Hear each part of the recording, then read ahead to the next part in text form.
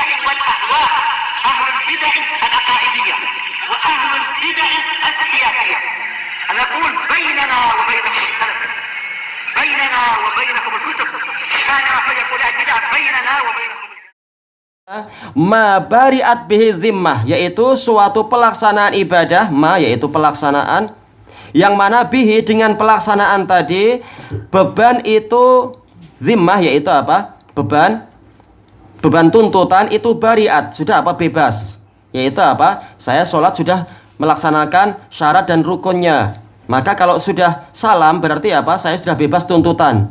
Secara syar'i saya tidak dituntut untuk sholat 2 kali, untuk mengulang sholat lagi. Nah, inilah yang dikatakan sahih, ibadahnya sahihah. Wasaqata bihi tolab, dan tuntutan sudah gugur. Tayyib. Karena Rasulullah telah menyebutkan apa itu? La sholata ini fi yaumin wahid marratain. Tidak ada 2 sholat dalam satu hari 2 kali.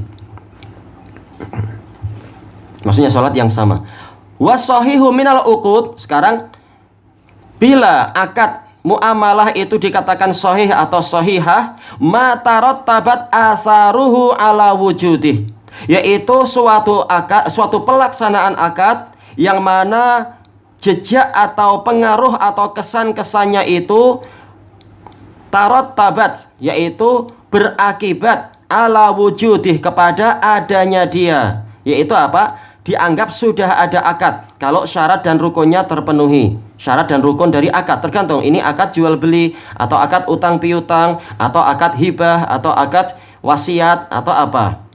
Kalau syarat dan rukunnya terpenuhi, maka jejaknya itu akan berakibat kepada wujudnya dia. Dianggap memang sudah ada akad. Kalau tidak sah berarti apa? Dianggap akad itu tidak ada, walaupun sampai 100 lembar muka surat misalkan akadnya, tulisannya, dianggap tidak ada karena ada syarat yang tidak terpenuhi. Ka taratu bil milki ala aqdil bai' masalan. Seperti apa? Misalkan diakibatkannya kepemilikan pada akad jual beli.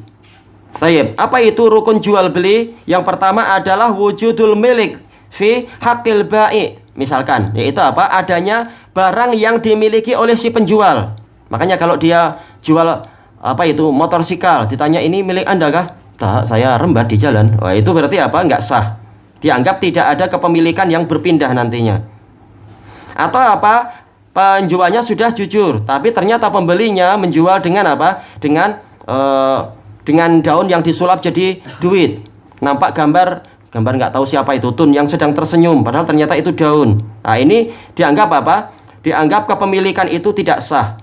Tidak ada perpindahan kepemilikan, tetap motor itu adalah milik si penjual. Si pembeli ya dapat daun lah. Baik. Demikian pula syarat-syarat yang lain. Ini yang dikatakan taratu bil milik, yaitu berakibat kepada kepemilikan. Semula sebelum akad barang itu milik penjual. Setelah akad yang sah, maka barang itu pindah kepada si pembeli. Qal wala yakunu syai'u sahihan illa bitamami syurutihi wantifai mawani'i. Sesuatu itu tidak dikatakan sah. Sesuatu ini kembali ke apa? Boleh jadi ke ibadah, boleh jadi kembali ke apa itu muamalah. Tayyib, syai' ini kembali kedua karena ini perkara ahkam wad'iyah, boleh jadi ibadah, boleh jadi terkait dengan muamalah.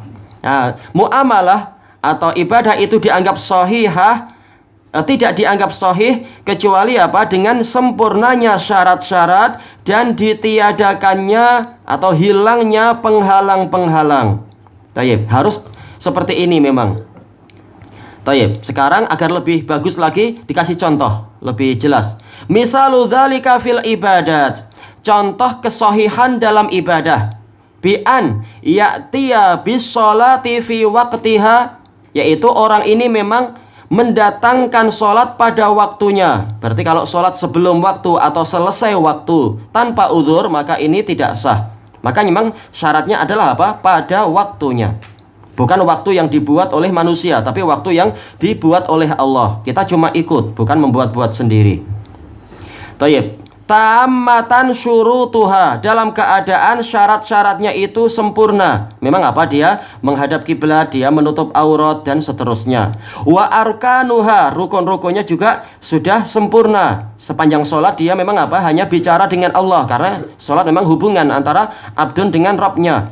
Bukan sholat ternyata masih sempat buka handphone. Halo, hari ini 999 berapa harganya? Oh, itu namanya nggak sholat.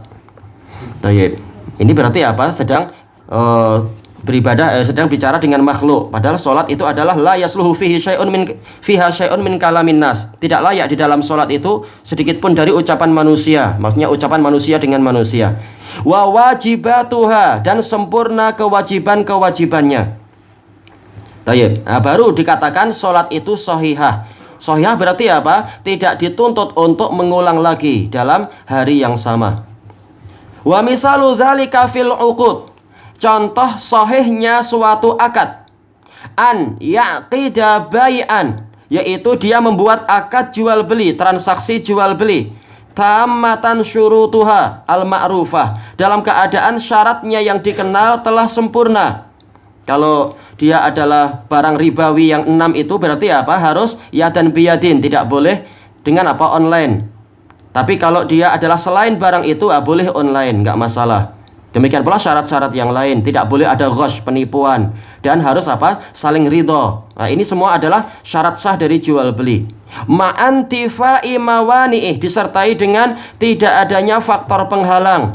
Adapun kalau ternyata ada faktor penghalang, oh alam anak tidak ingat contoh penghalangnya apa, mudah-mudahan nanti disebutkan itu.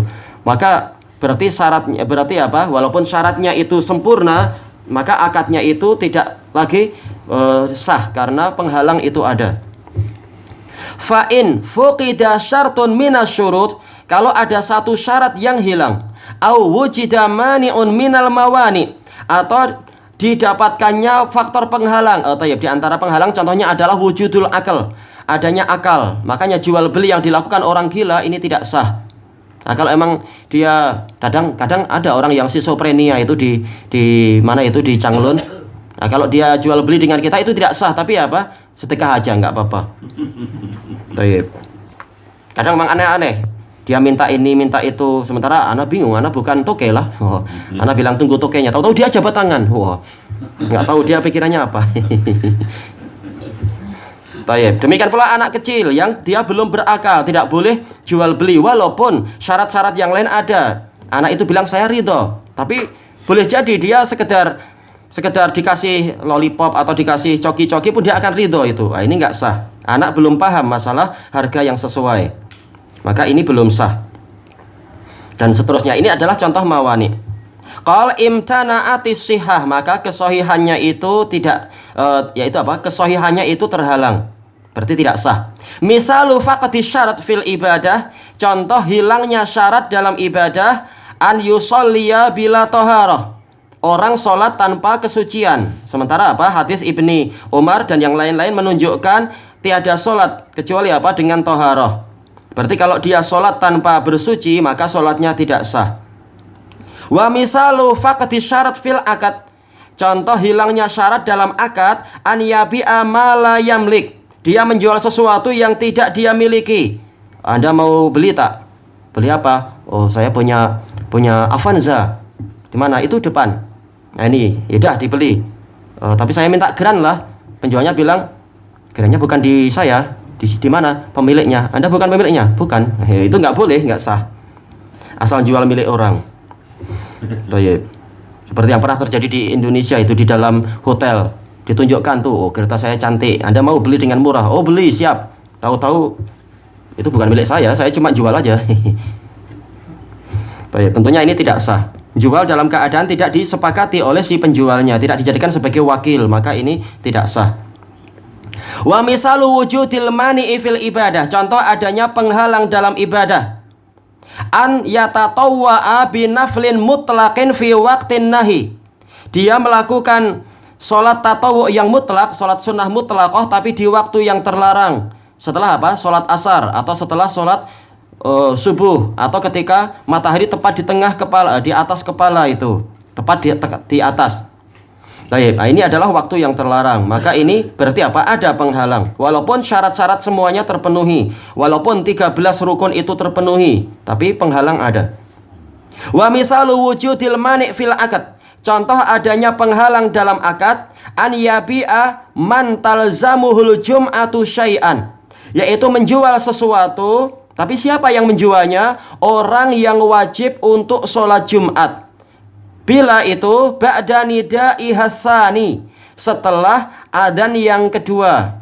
Bukan berarti beliau setuju adzan pertama atau kedua, ini bukan dibahas di situ. Tapi apa? Jelas ketika sudah datang adzan kedua, sementara Allah Ta'ala berfirman wadharul bai', tinggalkan jual beli. Berarti apa? Kalau dia setelah adzan kedua dia masih jual beli padahal dia wajib untuk ikut sholat Jumat, maka berarti apa? Penghalangnya itu ada. Maka jual belinya tadi tidak sah. Tayyib, ala wajihin la yubah, dalam bentuk yang tidak diperbolehkan. Yaitu apa? Kecuali kalau ada udzur. Memang saya ini harusnya tidak boleh ada jual beli, tapi bagaimana saya harus sholat Jumat sementara pakaian saya kena najis. Saya sedang sakit memang. Penjualnya sudah mau tutup kedai, mau sholat, tapi ada orang yang betul-betul memaksa, keadaan juga terpaksa. Maka boleh dia jual beli secepatnya. Karena ini udzur. Tayyib, ilahuna wallahu a'lam.